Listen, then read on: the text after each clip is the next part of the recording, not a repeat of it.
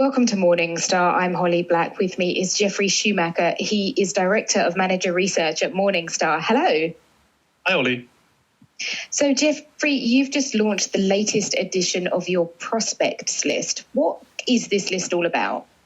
Yeah, so the Morningstar Prospect List is a semi-annual listing of promising, actively managed strategies that we believe are worth greater investor attention, but that are not yet covered by Morningstar's manager research team. So our Europe and Asia-based analysts cover around 1,200 strategies, both actively and passively managed funds, that all carry a Morningstar analyst rating. But we are constantly monitoring the wider fund universe in order to try to find interesting strategies that we want to add to our coverage list. So those prospects could be strategies that are unique, or it could be a fund under new management.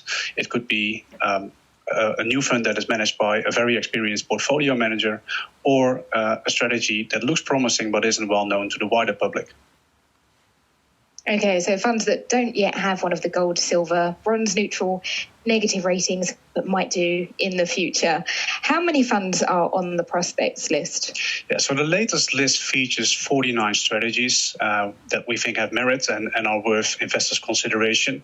So since the last edition, we have removed 17 strategies from the list, of which 6 will graduate to full coverage and will receive a Morningstar analyst rating by the end of the year. Okay, so can you tell us about a couple of those that are going to graduate?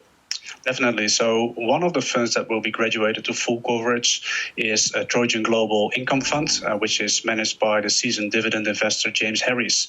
So James Harris used to manage Newton's global dividend strategy quite successfully, actually, from 2005 until 2015, before moving to Troy Asset Management. So here at Troy, he has launched this global dividend strategy, which is known for its patience, but also its concentrated portfolio and quality-driven investment style. So there were also a couple of other more sustainable equity funds on the prospect list that will graduate to full coverage in the second half of the year. And among them was also NN European Sustainable Equity, which is managed by a seasoned trio of portfolio managers who are backed by 7 dedicated analysts.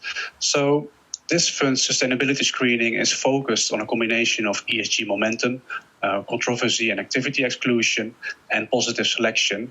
And interestingly, the portfolio managers have also increased portfolio concentration over time. Okay, so they're funds that are moving from the prospects list to a full rating. Can you tell us about a couple of the funds that are newly added to the prospects list? Certainly. So over the past 6 months, we have identified 19 new strategies that have been approved as members of the prospect list. And among them are several funds of Wellington Management, including Wellington Global Research Equity. So this multi-manager strategy benefits from the firm's 54-strong analyst team, of which 26 members are actually managing a sleeve in this portfolio. So each of the portfolio managers or analysts is focusing on his own expertise and really has developed his own investment style and process, so to say. So all these different sources of alpha have actually led to an impressive track record over time. Within fixed income, we added 2 ESG versions of proven concepts to the list. BSF ESG Eurobond Fund and BSF ESG Euro Corporate Bond Fund are managed by BlackRock's established Euro fixed income team, which is known for its talented and experienced portfolio managers, in addition to a larger group of analysts who basically cover the full range of global sovereigns and corporate debt. So here at this strategy, third-party data as well as internal research and tools are used to apply ethical filters, negative exclusionary screens, but also positive best-in-class screenings, which they apply to the entire investment universe.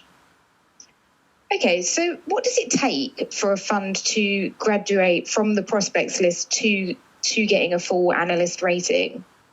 Yeah, there are several factors at play, actually. It's a combination of several things, like, for example, client demand or the quality of coverage that we have in certain categories.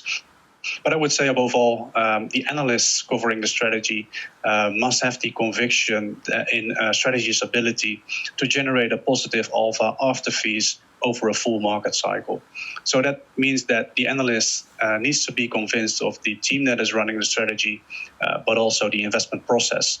And we gain that conviction through the several meetings that we have with portfolio managers before making a decision to graduate the strategy to full coverage. Jeffrey, thank you so much for your time. For Morningstar, I'm Holly Black.